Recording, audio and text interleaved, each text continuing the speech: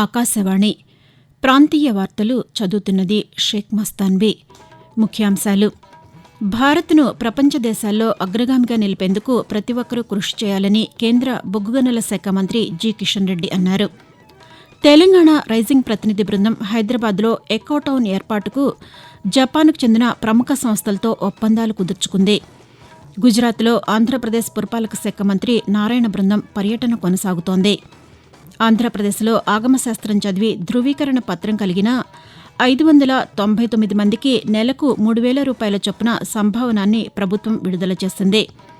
ఆంధ్రప్రదేశ్లోని ప్రభుత్వ పాఠశాలల్లో ప్రవేశాలకు ఈ రోజు నుంచి విద్యాశాఖ ప్రత్యేక డ్రైవ్ చేపట్టనుంది. వార్తల వివరాలు: భారత్ను ప్రపంచ దేశాల్లో అగ్రగామిగా నిలిపేందుకు ప్రతి ఒక్కరూ కృషి చేయాలని కేంద్ర బొగ్గు గనుల శాఖ మంత్రి జి కిషన్ రెడ్డి అన్నారు. హైదరాబాద్ ఆనందనగర్ కాలనీలోని institute of company secretaries of India ICSI Hyderabad chapter కార్యాలయం నిర్మాణానికి నిన్న ఆయన భూమి పూజ చేశారు. అనంతరం ఆయన మాట్లాడుతూ ఐసీఎస్ఐ సేవలు భారత్లోనే ముందంజలో ఉన్నాయని కొనియాడారు. ఈ సెంటర్ అభివృద్ది కోసం ఎంతో మంది కృషి చేస్తున్నట్లు వివరిస్తూ, ఈ నగరంలో మంచి భవిష్యత్తు ఉంది కాబట్టి హైదరాబాద్ నగరంతో పాటు మన భారతదేశం కూడా 2047 లో ఒక అభివృద్ధి చెందినటువంటి భారతదేశంగా మీరు రానున్న రోజుల్లో ఈ దేశ అభివృద్ధిలో, ఈ దేశం యొక్క ఆర్థిక వ్యవస్థ మెరుగుదల కోసం, ఈ దేశంలో ఉపాధి అవకాశాలు మెరుగుపరచడం కోసం, ఈ దేశంలో పేదరిక నిర్మూలన కోసం, ఈ దేశంలో మౌలిక వసతుల కల్పన కోసం దానికి కంపెనీ సెక్రటరీ యొక్క బాధ్యత కూడా రోజు కూడా ఎక్కువగా ఉంటుంది. జపాన్ పర్యటనలో భాగంగా ముఖ్యమంత్రి ఏ రేవంత్ రెడ్డి నేతృత్వంలోని తెలంగాణ రైజింగ్ ప్రతినిధి బృందం పర్యావరణ హిత కిటాక్యూషు నగరాన్ని సందర్శించింది. ఈ నగరానికి చేరుకున్న ముఖ్యమంత్రికి నగర మేయర్ కజుహిసా టకేచి అక్కడి సంప్రదాయ రీతిలో ఘనంగా స్వాగతం పలికారు. మేయర్తో ముఖ్యమంత్రి రేవంత్ రెడ్డి, ఐటీ పరిశ్రమల శాఖ మంత్రి దుద్దిళ్ల శ్రీధర్బాబు అధికారులు సమావేశమయ్యారు. పర్యావరణ అనుకూల సాంకేతికతలు, పరిశుభ్రమైన నగర నమూనాలు, నదుల పునరుజ్జీవ విధానాలపై చర్చలు జరిపారు. హైదరాబాద్లో ఎకోటౌన్ ఏర్పాటుకు జపాన్కు చెందిన ప్రముఖ సంస్థలతో ఒప్పందాలు కుదుర్చుకుంది. ఇందులో భాగంగా అవి పర్యావరణ పరిరక్షణ, వ్యర్థాల నిర్వహణ, రీసైక్లింగ్ రంగాల్లో భాగస్వామ్యం పంచుకుంటాయి. గుజరాత్లో ఆంధ్రప్రదేశ్ పురపాలక శాఖ మంత్రి నారాయణ బృందం పర్యటన కొనసాగుతోంది. నిన్న ఏక్తానగర్లో మంత్రి, అధికారులు సర్దార్ వల్లభాయ్ పటేల్ భారీ విగ్రహాన్ని సందర్శించారు. పటేల్ విగ్రహ నిర్మాణానికి ఉపయోగించిన సాంకేతికత, మెటీరియల్, ఇతర అంశాలను నిర్మాణ సంస్థ ప్రతినిధులు, గుజరాత్ అధికారులు వివరించారు. అనంతరం అహ్మదాబాద్ శివార్లోని గిఫ్ట్ సిటీని సందర్శించారు. గుజరాత్లో ఇంటర్నేషనల్ ఎకానమిక్ సిటీగా సెజ్లు కంపెనీలతో 860 ఎకరాల్లో గిఫ్ట్ సిటీ ఉండగా, అమరావతి నిర్మాణంలో భాగంగా అధికారులతో కలిసి మంత్రి నారాయణ గుజరాత్లో పర్యటిస్తున్నారు. రాజధాని అమరావతిలో నిర్మించే భారీ విగ్రహాల కోసం మంత్రి, CRDA commissioner Kannababu, ADC chairperson Lakshmi Parthasarathi, greening corporation MD Srinivasulu Patel విగ్రహ నిర్మాణాన్ని అధ్యయనం చేశారు. మంత్రి బృందం ఈరోజు అహ్మదాబాద్లోని స్పోర్ట్స్ సిటీతో పాటు నరేంద్ర మోదీ క్రికెట్ స్టేడియాన్ని సందర్శించనుంది. రాష్ట్రంలో ఆగమశాస్త్రం చదివి ధృవీకరణ పత్రం కలిగిన 599 మందికి నెలకు 3,000 రూపాయల చొప్పున సంభావనాన్ని ప్రభుత్వం విడుదల చేసింది.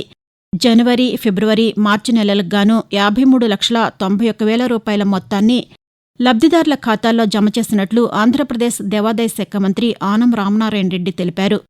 దేవాదాయ శాఖ నోడల్ అధికారి, శ్రీకాళహస్తి ఆలయ ఈవో బాపిరెడ్డితో కలిసి వేద పండితులకు చెక్కులు అందజేశారు.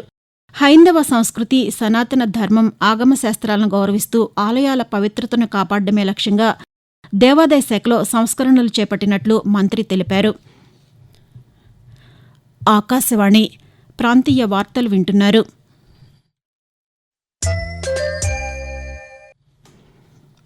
ప్రపంచ వినోద పరిశ్రమకు కేంద్రంగా మారేందుకు భారత్ సిద్దమవుతోంది. World audio visual and entertainment summit waves సదస్సు మే 1 నుంచి 4వ తేదీ వరకు ముంబైలో జరగనుంది. ఇది మీడియా రంగానికి సంబంధించిన ఒక సదస్సుగా మాత్రమే కాకుండా ప్రపంచవ్యాప్తంగా ఉన్న కంటెంట్ సృష్టికర్తలు, రూపకర్తలు ఎలా నిమగ్నమవుతారో పునర్నిర్వచించనుంది. ప్రపంచ వినోద వేదికల కోసం, కంటెంట్ సృష్టికర్తల వ్యవస్థ కోసం కేంద్ర సమాచార ప్రసార మంత్రిత్వ శాఖ చేపట్టిన ఈ కార్యక్రమం అత్యంత ప్రాచుర్యం పొందుతోంది.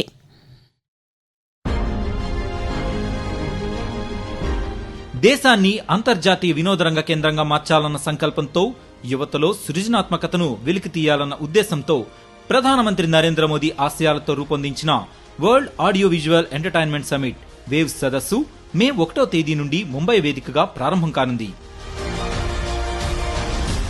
దీనిపై మరింత సమాచారం కోసం wavesindia.org వెబ్సైట్ను అలాగే కేంద్ర సమాచార ప్రసార మంత్రిత్వ శాఖ సామాజిక మాధ్యమాలను సందర్శించండి. ఆంధ్రప్రదేశ్లోని ప్రభుత్వ పాఠశాలల్లో ప్రవేశాలకు ఈ రోజు నుంచి విద్యాశాఖ ప్రత్యేక డ్రైవ్ చేపట్టనుంది. అంగన్వాడీ కేంద్రాల్లో చదువుతున్న వారిని ప్రభుత్వ బడుల్లో 1వ తరగతిలో చేర్పించడం, 5వ తరగతి పూర్తయిన వారిని ఆ పై తరగతుల్లో చేర్పించే కార్యక్రమాన్ని నిర్వహించనున్నారు.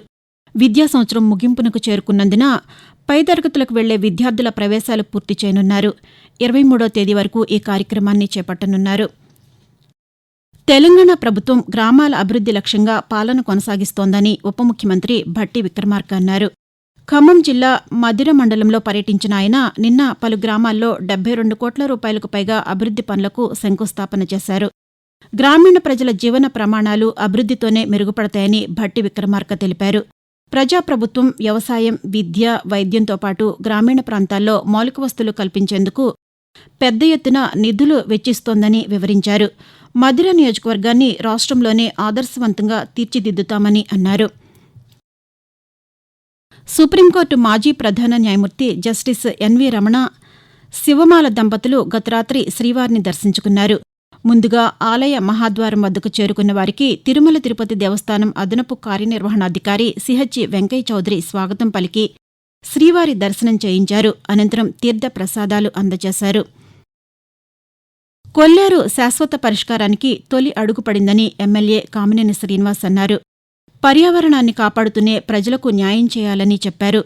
ఏలూరు జిల్లా కైకలూరులో కొల్లేరు సరస్సు ప్రతినిధులు శ్రీనివాస్ను కలిశారు. ఈ సందర్భంగా ఆయన మాట్లాడుతూ కేంద్ర రాష్ట్ర ప్రభుత్వాలు కొల్లేరు సమస్య పరిష్కారానికి చిత్తశుద్దితో ఉన్నాయని, కొల్లేరు గ్రామాల్లో ఇప్పటికే అభివృద్ది పనులు చేపట్టామని తెలిపారు. సుప్రీంకోర్టు నియమించిన కమిటీ త్వరలోనే కొల్లేరులో పర్యటిస్తుందని వెల్లడించారు. క్రీడాకారులకు ఆంధ్రప్రదేశ్ ప్రభుత్వ ఉద్యోగాల్లో రిజర్వేషన్ను 3% పెంచుతూ ఇచ్చిన ఆదేశాలను అన్ని విభాగాలు అమలు చేయాలని ప్రభుత్వ ప్రధాన కార్యదర్శి కె విజయానంద్ ఉత్తర్వులు జారీ చేశారు.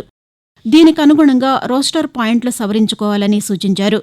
ప్రభుత్వ రంగ సంస్థలు, సొసైటీలు, ప్రభుత్వ శాఖలు ఈ ఆదేశాలను అమలు చేయాలని పేర్కొన్నారు. వాతావరణం.